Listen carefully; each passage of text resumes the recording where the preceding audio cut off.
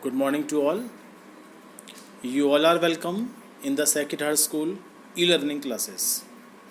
Today in this video, we will cover up one more topic of the organic chemistry, that is the carboxylic acid.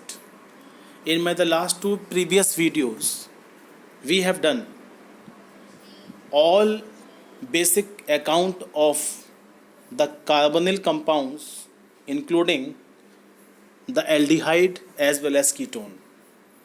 In this video, we will cover up the third important carbonyl compound, that is the carboxylic acid.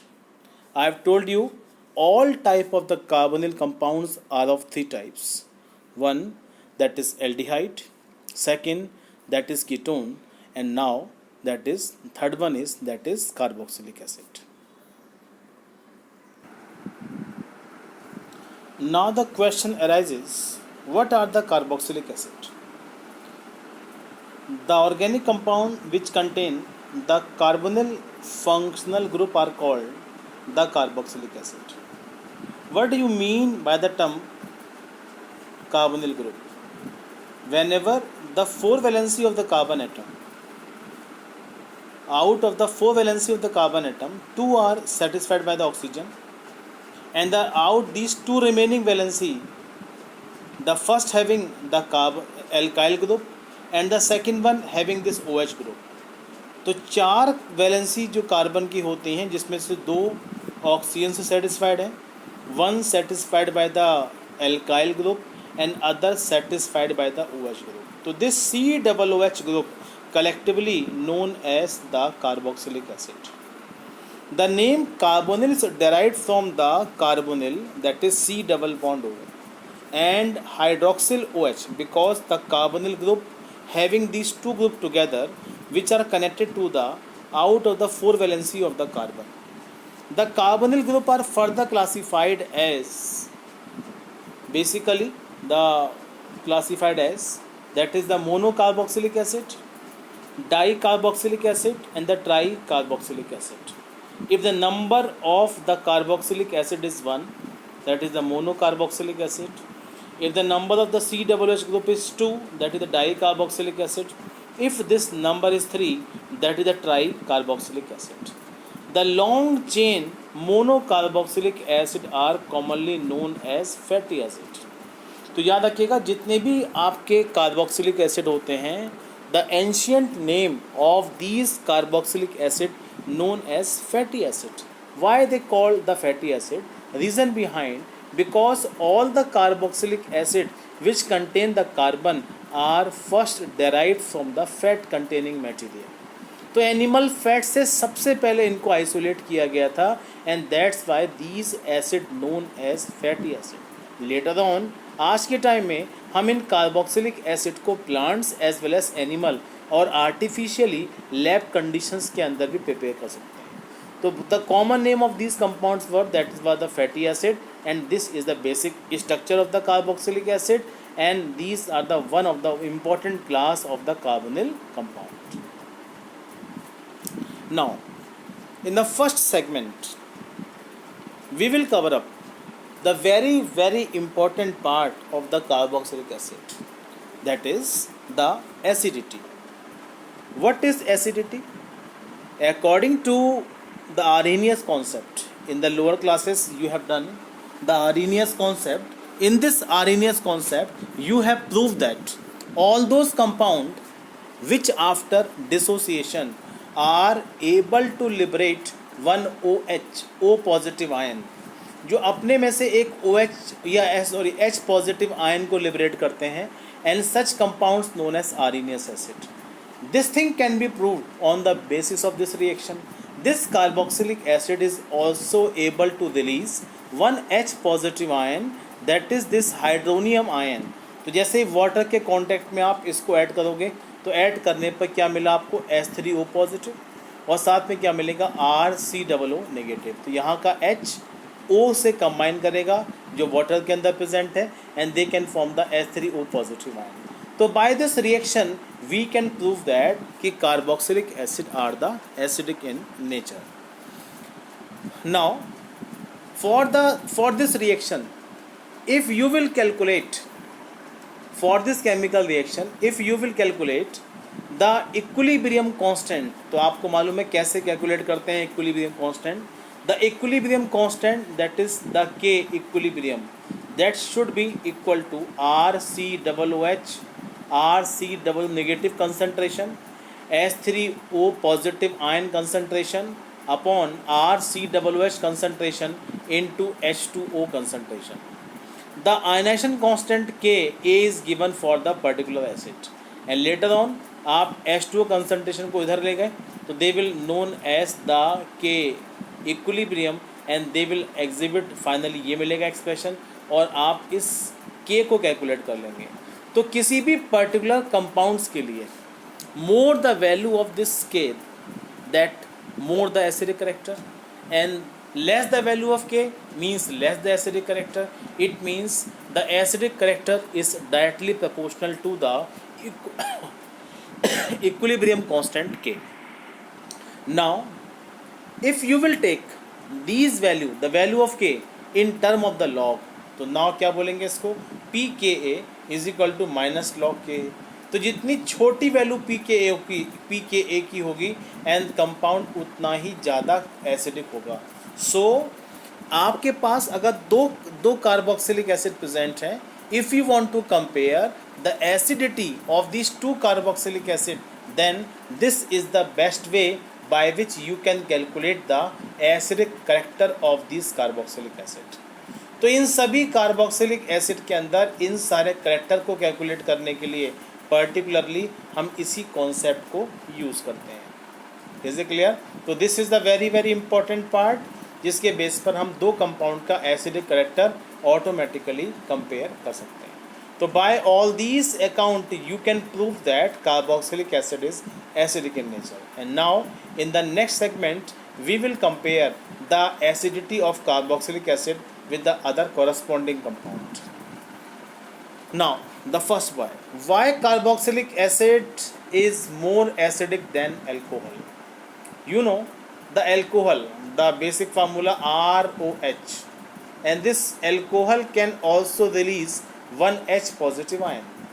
So we can say this alcohol is acidic in nature, but carboxylic acid से भी क्या release कर सकते हैं आप, one H positive ion, and that's why this carboxylic acid is again acidic in nature. तो कैसे compare करें, हम इसको कैसे कंपेयर करेंगे? तो सबसे बड़ी बात, lesser the value of pKa, मैंने ये बात आपको पीछे बता दी है. तो lesser the value of pKa means greater the acidity. तो pKa वैल्यू फॉर एसिड कितनी होती है, 4.5 4 to 5 के बीच में होती है, एंड वाइल फॉर एल्कोहल के लिए ये 14 to 16 होती है. तो जितनी छोटी वैल्यू होगी pKa की उतना ही कंपाउंड ज़्यादा एसिडिक होगा. तो by comparing the pKa value of the alcohol as well as carboxylic acid we can compare the acidic character of this compound.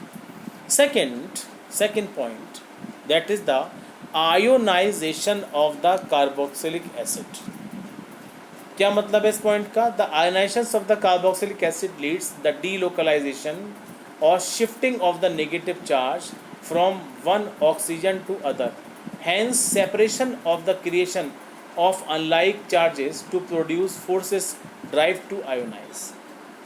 आपको मालूम है कार्बोक्सिलिक एसिड के अंदर जो CO एंड CO बॉन्ड होता है, इन दोनों बॉन्ड के बीच में double bond keeps on rotating due to the complete shifting of the pi electron between the O, C and O bond. इन दोनों बॉन्ड के बीच में लगातार पाई बॉन्ड की शिफ्टिंग होती रहती है. तो whenever the shifting of the pi bond take place, तो in this situation इस कार्बोक्सिलिक एसिड में से H पॉजिटिव आयन को रिलीज करना हमारे लिए इजी होगा. तो दिस प्रॉपर्टी, इसका मतलब ionisation of carboxylic acid is quite easier due to the phenomena of the delocalisation of the pi electron. या कह सकते हैं आप कि जो ऑक्सीजन का नेगेटिव चार्ज है, and this negative charge is delocalised due to the shifting of the pi electron between the O, C as well as the O bond. तो CO और C बॉन्ड के बीच में लगातार पाई इलेक्ट्रॉन की shifting की वजह से इस कार्बोक्सिलिक एसिड को आयोनाइज करना हमारे लिए ईजी होता है। And that's why this carboxylic acid is more acidic than the corresponding compound. So the equilibrium shifted to the right hand side and carboxylic acid ionized fastly than the alcohol. So this part is given here.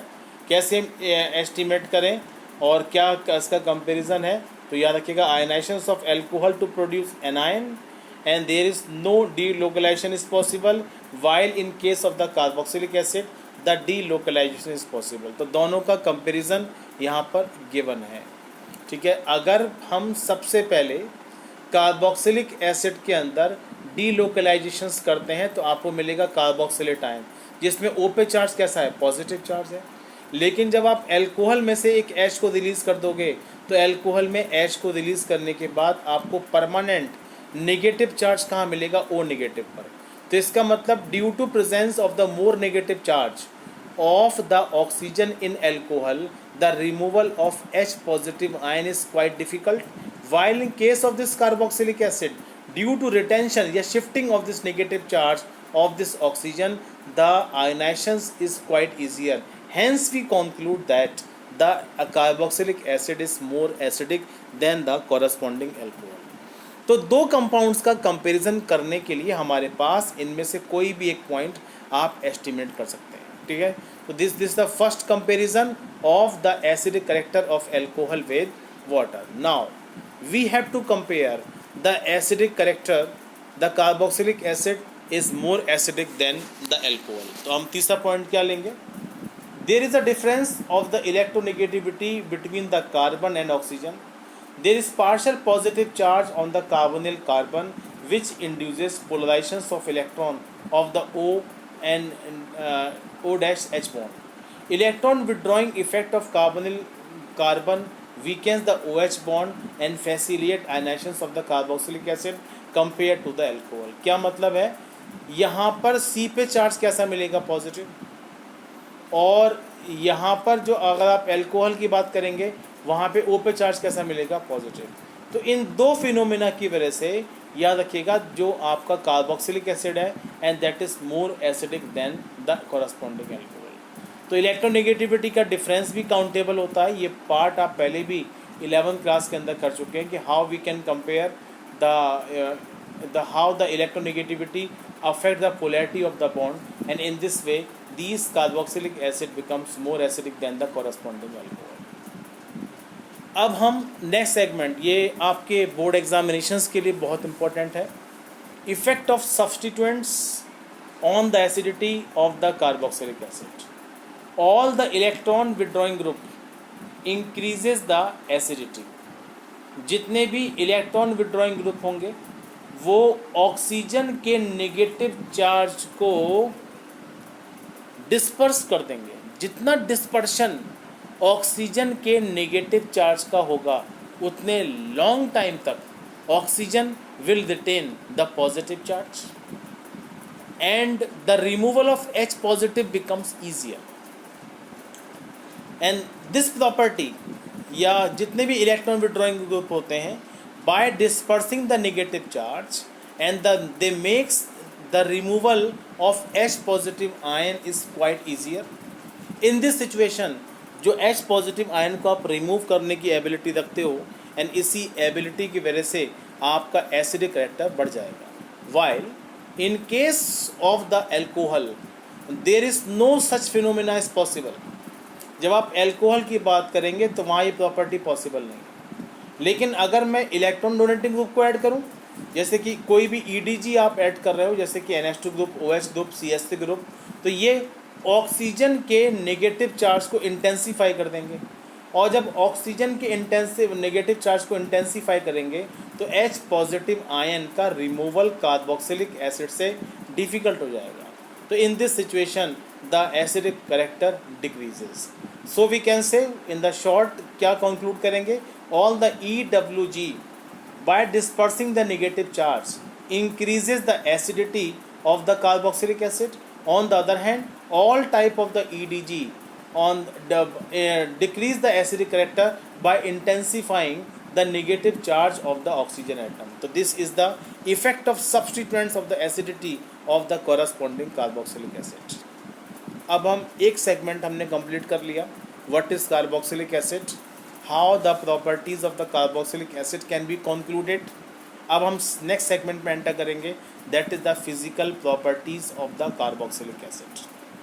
The first property that is lower carboxylic acid, जो आपको mostly liquid के form में मिलेंगे and with the characteristic order.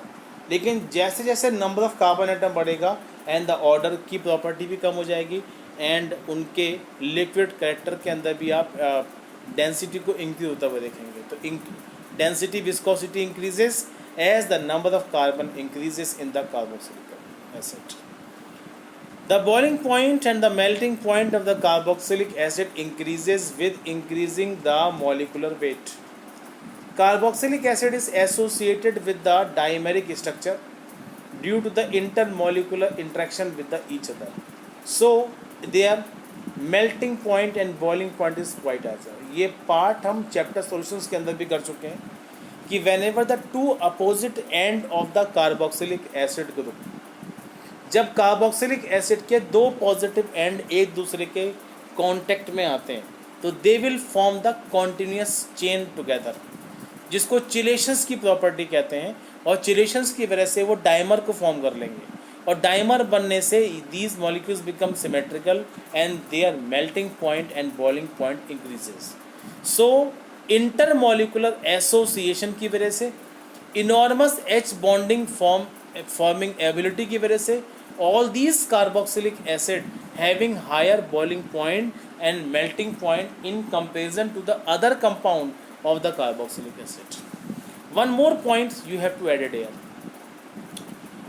क्या वो main point है? एक property आपने पढ़ी थी क्लास 11 के अंदर, that was alternation effect. All the carboxylic acid with the even number of carbon atoms, all the carboxylic acid with the even number of carbon atoms having slightly higher melting point than the carboxylic acid with the odd number of carbon atom. तो मैंने क्या property यहाँ पर उठाई है? तो जो alternation effect आपने क्लास 11 में स्टडी किया था regarding the alkenes, and the same effect is also applicable for the measurement of the melting point of this carboxylic acid. All those carboxylic acid which having the even number of carbon atoms are more symmetrical in distribution. So due to more symmetry and their lattice enthalpy becomes increases, और जब lattice enthalpy उनकी बढ़ जाती है तो in this situation उनका melting point भी बढ़ जाएगा. In contrast, अगर आपके कार्बोक्सिलिक एसिड के अंदर number of carbon atom odd है तो इन दिस सिचुएशन उन कार्बोक्सिलिक एसिड के अंदर लेटिस एंथैल्पी कम हो जाएगी क्योंकि सिमेट्री भी घट जाती है and their melting point is slightly less. तो in this way alternation effect is also applicable for the measurement of the properties of the carboxylic acid. The carboxylic acid also interact with water molecule by the H bonding. बहुत सारे carboxylic acid, क्योंकि सभी carboxylic acid molecule में H bond form करने की ability होती है. Whenever this carboxylic acid comes in contact with the water, then enormous H bonding formation take place between the water molecule and the hydroxyl group of the carboxylic acid. तो इन enormous H bonding की वजह से भी इनका melting point boiling point भी corresponding aldehyde ketone से ज़्यादा होता है. इन कंपाउंड्स के अंदर जो सॉल्युबिलिटी है वो भी अदर कंपाउंड से ज़्यादा मिलेगी. तो इसका मतलब सॉल्युबिलिटी पॉइंट ऑफ व्यू से एसिडिक कैरेक्टर के बेस पर and melting point boiling point की बेस पर ये कॉरस्पॉन्डिंग अदर हाइड्रोकार्बन से ज़्यादा इम्पोर्टेंट हो जाते हैं. तो चाहे वो एल्कोहल हो या ईथर हो, एल्डिहाइड है, कीटोन्स है, इन सब के कंपेरेटिवली कार्बोक्सिलिक एसिड के अंदर ज़्यादा आपको एसिडिक कैरेक्टर ज़्यादा melting point and boiling point and solubility मिल जाएगी. Basically this part can be proved by the NMR spectroscopy and IR spectroscopy, जो हम अभी क्लास 12 के सिलेबस से बियॉन्ड पॉइंट के अंदर रखेंगे. तो these are the some of the important physical properties of the carboxylic acid, and now we are proceeding towards the various methods of preparations of the carboxylic acid.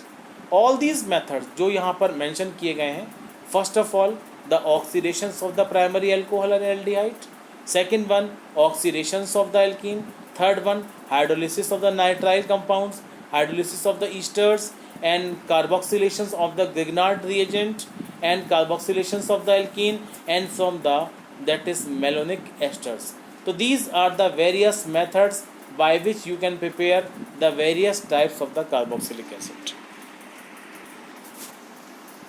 Now out of these method I am taking here the first one, that is the methods of preparations of the carboxylic acid.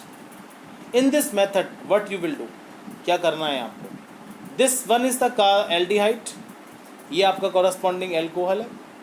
तो alcohol को किसी भी strong oxidizing agent की presence में जब आप oxidize करते हो तो alcohol is converted to the corresponding aldehyde and this aldehyde on further oxidation is converted to the corresponding carboxylic acid.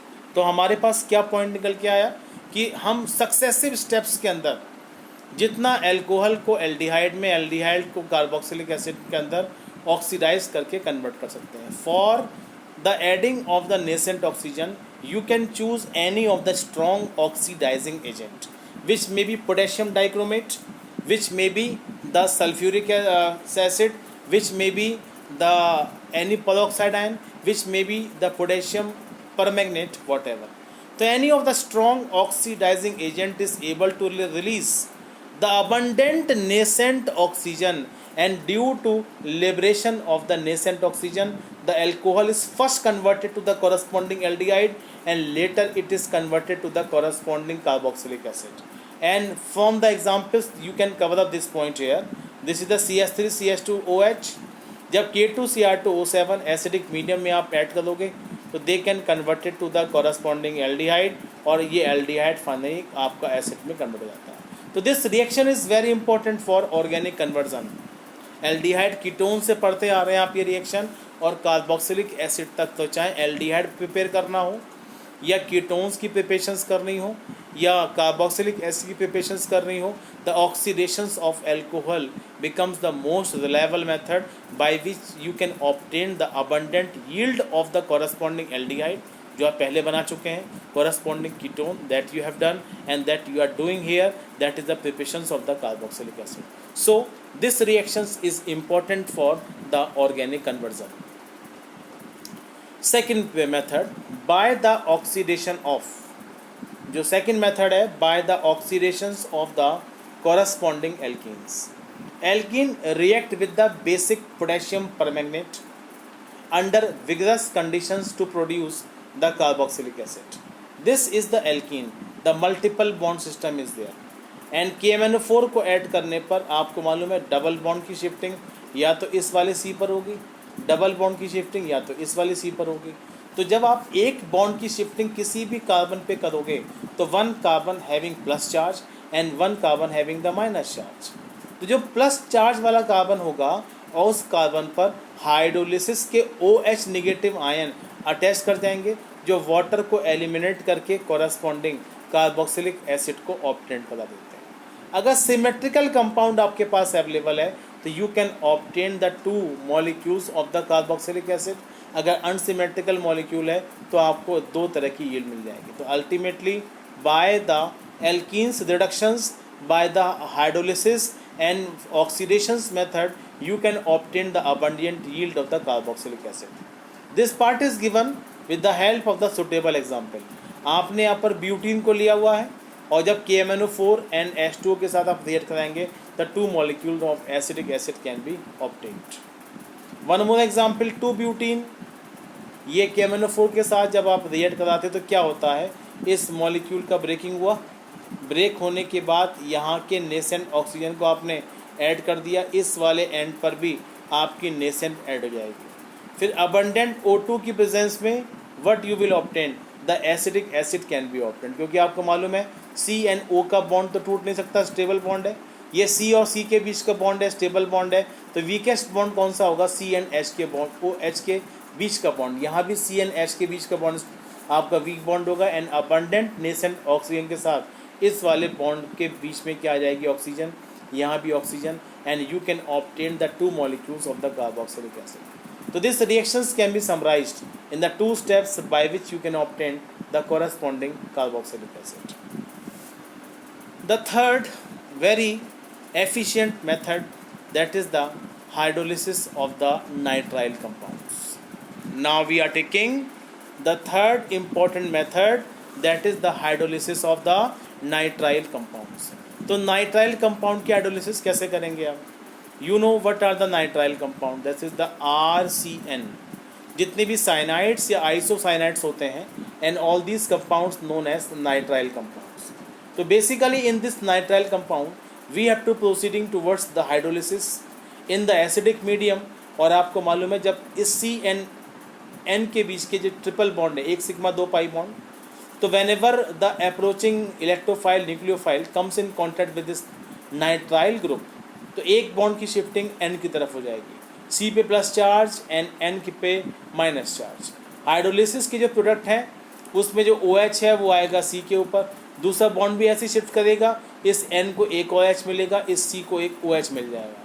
और हाइड्रोलिसिस करने के बाद, वाटर का लॉस करने के बाद, they will form the corresponding carboxylic acid and this ammonium ion liberated at the end of this reaction. ठीक है, तो इन दिस केमिकल रिएक्शन, ये एसिडिक मीडियम की रिएक्शंस थी. अगर आप बेसिक मीडियम लेते हो तो बेसिक हाइड्रोलिसिस भी पॉसिबल है. यहाँ पर भी आपको NH3 आयन एंड हाइड्रोलिसिस के बाद कॉरस्पॉन्डिंग कार्बोक्सिलिक एसिड मिल जाएगा. So what you will conclude, all type of the nitrile compound can be converted to the corresponding carboxylic acid even in the acidic medium or in the basic medium. तो सारे के सारे acidic and basic medium के अंदर किसी भी आप corresponding nitrile को you can convert it in a form of the corresponding carboxylic acid. Now next method is by the hydrolysis of the esters. आपको मालूम है ईस्टर्स की प्रिपरेशन हमने कैसे करते हैं. तो ईस्टर्स को बनाने के लिए हम किसी भी अल्कोहल को कार्बोक्सिलिक एसिड के साथ ऐड कर देते हैं, और जब इन ईस्टर्स को बॉइल्ड करते हो कंसनट्रेट एक्वस NaOH के साथ, by the treatment with the acid, then the formations of the carboxylic acid molecule take place. तो सबसे पहले आपने ईस्टर मॉलिक्यूल ले लिया, यहाँ पर एक NaOH लेंगे, तो NaOH इनकी हाइड्रोलिसिस कर देगा, ब्रेक कर देगा, यहाँ से बॉन्ड ब्रेक हो जाएगा, क्योंकि डबल बॉन्ड की शिफ्टिंग के बेस पर इस प्रॉपर्टी को आप कैलकुलेट करेंगे. तो NaOH की प्रेजेंस में ये बन जाएगा CH3COONA और साथ में बनेगा C2H5OH. ये अभी तक सोडियम सॉल्ट है कार्बोक्सिलिक एसिड का. इस सोडियम सॉल्ट के रिएक्शन आप HCl से कराएंगे, तो यहाँ से Na, यहाँ से Cl and H occupying this side and the corresponding carboxylic acid is obtained in the end of the reaction. तो so this reaction is important for the organic conversions of the carboxylic acid. Okay, तो ये थे आपके various methods of preparations and we will discuss some more methods for the preparations of the carboxylic acid in the next segment.